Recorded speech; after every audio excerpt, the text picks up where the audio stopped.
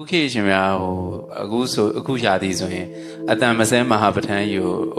ရက်ကွက်တရွက်ကလုံးစုညံအောင်ရွတ်ဖတ်တဲ့ဆရာကြီးတွေ့ပါရဲ့ရှင်များဒါဖျားလက်ထက်မှာရှိပါသလားရှင်များပြီးတော့ဒါအဆက်ရလားမသိဘူးရှင်များဖျားလက်ထက်မှာတော့ last speaker တွေတော့မရှိဘူးเนาะ box တွေမရှိဘူးပေါ့ဗုဒ္ဓဝါဒကတော့ကျွန်တော်တိတ်ဆိတ်နေတဲ့တာကိုမြတ်စွာဘုရားလိုလားပါတယ်เนาะတုံညာကားတွေတထာဂတာအဘိဓမ္မာန်တိတဲ့ဘုရားရှင်ကတိတ်ဆိတ်တာကိုငြိမ်သက်တာကိုကြိုက်တယ်နှစ်သက်တယ်ဆုညံတာကိုတော့မကြိုက်ဘူးပေါ့เนาะဘုရားကအဲကြောင့်မြတ်စွာဘုရားတဲ့တုန်းကတန်ဃာတော်တွေယာနဲ့ထောင်နဲ့ရှိပေမဲ့ငြိမ်နေကြောင်းတဲ့တရားလေတိတ်ဆိတ်နေကြတယ်အဲတော့ဘုရားရှင်ကတိတ်ဆိတ်တာကိုကြိုက်တယ်ဟိုတိတ်ထိတွေဘာသာကြားတွေတောင်မှမြတ်စွာဘုရားရဲ့အကြိုက်ကိုသိတယ်ဥစ္စာဗုဒ္ဓဘာသာတွေရဲ့ဉာဏ်ပြင်းချက်ပေါ်တာမြတ်စွာဘုရားရှင်ကတခါတရံဆုံးခံကြွလို့ရှိရင်အချိန်နေနဲ့ပို့တယ်စောနေတာပေါ့နော်ဆုံးခံကြွတဲ့ခါနည်းနည်းလေးအချိန်စောလဲချင်းမြတ်စွာဘုရားဘာသာကြားအကြောင်းတွေဝင်တယ်ဘုရားကတိတိအကြောင်းတွေကိုဝင်ပြီးတော့တရားသွားဆွေးနေတာဘုရားနော်အဲ့တော့ဘာသာကြားတွေကစူးညံ့တယ်သူတို့တွေကလေတယောက်နဲ့တယောက်အော်ဟေးစူးညံ့နေတော့မြတ်စွာဘုရားကအဝေးရမြင်ဟာဂေါတမလာပြီးတိတ်ကြဂေါတမကြီးကတိတ်စိတ်တာကိုကြိုက်တယ်တိတ်တိတွေတောင်မှဘုရားအကြိုက်ကိုသိတယ်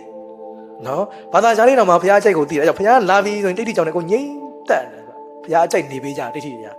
အဲ့တော့ဥစဉ်လို့ဗုဒ္ဓဘာသာတွေဘာလို့မနေကြတာလဲပေါ့နော်အဲ့တော့တိတ်ဆိတ်ငြိမ်သက်မှုဟာဘုရားကြိုက်တယ်ပဋ္ဌာန်းပူဇော်တာကောင်းပါတယ်ဥစဉ်လို့ဒါပေမဲ့ဘေးပတ်ဝန်းကျင်နောက်ချက်ဖြစ်အောင်မဟုတ်ဘဲနဲ့တော်ရုံတန်ရုံအတန်တစ်ခုပေါ့နော်မိုက်နဲ့ဆိုချင်တယ်ဆိုရင်လည်းမိုက်ကိုအရန်တစ်ကျယ်မဟုတ်ဘဲနဲ့တာယာငြိမ်ချောင်းတာယာဖွယ်အတန်မျိုးပေါ့နော်ဥစဉ်လို့သတိလင်္ကာတို့ထိုင်းတို့လည်းတော်တော်များများရောက်ပါတယ်အဲ့ဒီနိုင်ငံတွေမှာလည်းဒီဘာသာရေးဆိုင်ရာတခြင်းတွေမဖွင့်လာတော့ဖွင့်တယ်ဒါပေမဲ့စူညံနဲ့မဆိုင်တဲ့အတန်တွေလည်းမဟုတ်ဘူးပေါ့နော်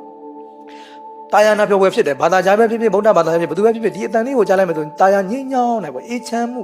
ရတ္တကိုခံစားရတဲ့အတန်မျိုးတွေလောက်ပဲဖွင့်တယ်ပြီးအကျေအကြီးမဟုတ်ဆူဆူညံ့ညံ့မဟုတ်ဘူးတိုးတတလေးဖွင့်ကြတဲ့သဘောပဲရှိတယ်ပေါ့နော်ဒါတွေကအတူတူတဲ့ကိစ္စနိုင်ငံသားတွေမှာဒီယိုရီးယားတို့ဒေးလင်္ကာတို့ကြားတော့လေအရန်အဲ့ဒါလေးတွေအတူတူကြကောင်းတယ်အဲ့မြန်မာနိုင်ငံမှာတော့ကထိန်လုပ်ပြီးဆိုတော့အရန်ဆူတယ်ပေါ့နော်ချစ်ပညာ box တွေဟို10လုံး15လုံးလုံး20ဖွင့်ကြတာမနှောယောဂါရှိတဲ့ပုဂ္ဂိုလ်တို့တေမလားတော့မသိဘူးနော်ဥစ္စာတော့ကြုံမှုတယ်ကားတော့ဖြတ်သွားတယ်ကားတော့တုံသွားတာတွေ့တယ်တော်တော်အတန်တော်ပြင်းတာပဲ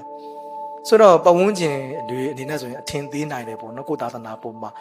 မြတ်စွာဘုရားကဒီလိုပဲရေးလာဝါလာမျိုးကိုအားပေးသလားဆိုတဲ့အမြင်မျိုးတွေကိုမြင်သွားနိုင်တယ်ဒါကြောင့်ဆိုလို့ပဋ္ဌာန်းပွဲတွေလောက်တာကောင်းတယ်ဒါပေမဲ့ပဝန်းကျင်နောက်ချက်ပြမဟုတ်ဘဲနဲ့တိုးတက်တာပေါ့နော်တာယာညင်ညောင်းပွဲအတန်တွေထားနေနဲ့အတန်လေးမတိုးမကျန်သဘောလေးတွေနဲ့ဖွင့်ရင်တော့တော်တော်လေးကောင်းပါပဲကြားရတဲ့ပုဂ္ဂိုလ်ဘာသာကြားတွေလည်းနဝင်ရှိုးဝင်ပေါ့နော်အရန်ဆူဆူညံ့ညံ့ဖြစ်မယ်ဆိုရင်မကောင်းတတ်ဘူးပေါ့နော်မြတ်စွာဘုရားကလည်းစိတ်ညင်တာမကြိုက်ဘူးဘာသာကြားတွေတောင်မှမြတ်စွာဘုရားလာရင်တိတ်တိတ်ဆိတ်နေတတ်ကြတဲ့ဒလေးရှိတာကိုကျွန်တော်နှလုံးသွင်းကြပြီးတော့ဗုဒ္ဓဘာသာတွေအားလုံး